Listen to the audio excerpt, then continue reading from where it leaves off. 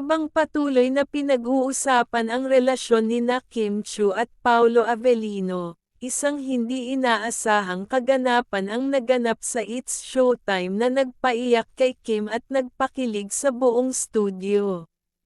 Sa gitna ng masayang episode, isang espesyal na sorpresa mula kay Paolo ang naganap, isang proposal na walang nakapaghanda, lalo na si Kim.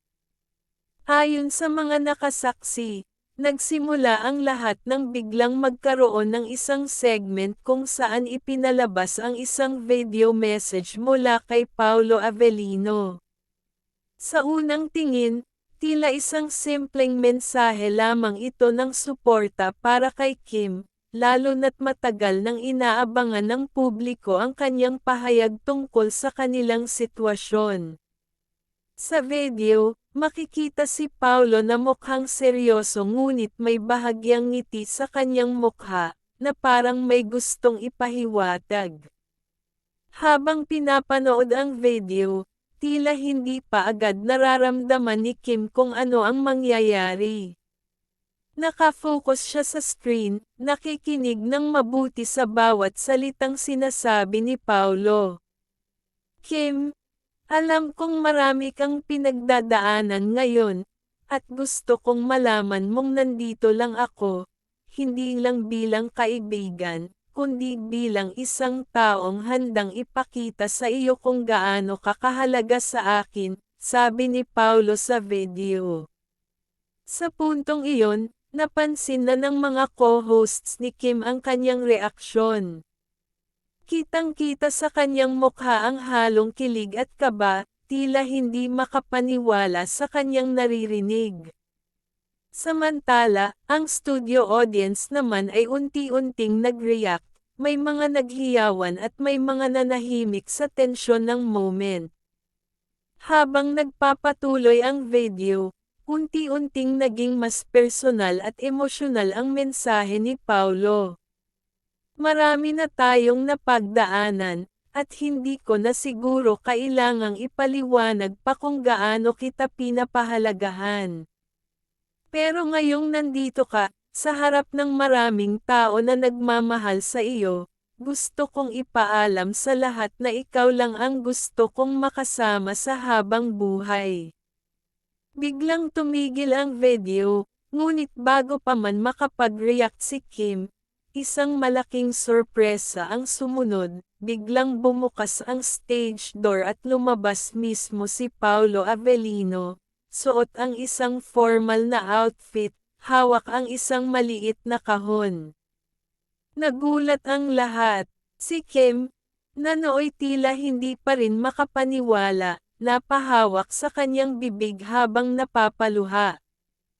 Ang mga co-hosts naman ng It's Showtime, tulad nina Vice Ganda at Vong Navarro, ay halos hindi na rin mapigilan ang kanilang kasabikan. Oh my God! Sigaw ni Vice Ganda, habang ang buong studio ay napuno ng hiyawan. Lumapit si Paolo kay Kim at dahan-daang lumuhad sa harapan niya. Halos hindi makagalaw si Kim, tila hindi alam kung paano magre-react. Ilang segundo ang lumipas bago nagsalita si Paolo, ngunit nang magsalita siya, damang-dama ng lahat ang kanyang sinseridad. Kim, sa tagal ng panahon na magkasama tayo, natutunan kong mahalin ka ng buo, hindi lang bilang isang kaibigan, kundi bilang isang taong gusto kong makasama sa habang buhay. Maraming tanong ang tao tungkol sa atin, maraming haka-haka. Pero ngayon, gusto kong alisin ang lahat ng pagdududa. Kim Chiu, will you marry me? Sa puntong ito, hindi na napigilan ni Kim ang kanyang emosyon. Tuluyan na siyang napaluha habang pinagmamasdan si Paolo na nakaluhod sa harapan niya. Ang buong studio ay nasa matinding antisipasyon, hinihintay ang sagot ng aktres. Ilang segundo siyang tahimik, tila hindi pa rin makapaniwala sa nangyayari. Ang audience ay nag-cheer, ang kanyang mga co-hosts ay nagsisigawan, at maging ang mga netizens na nakapanood ng live broadcast ay hindi mapigil ang kiligin.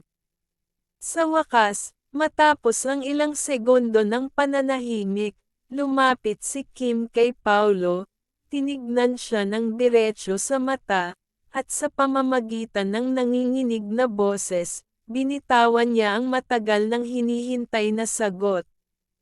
Yes, yes, Paulo.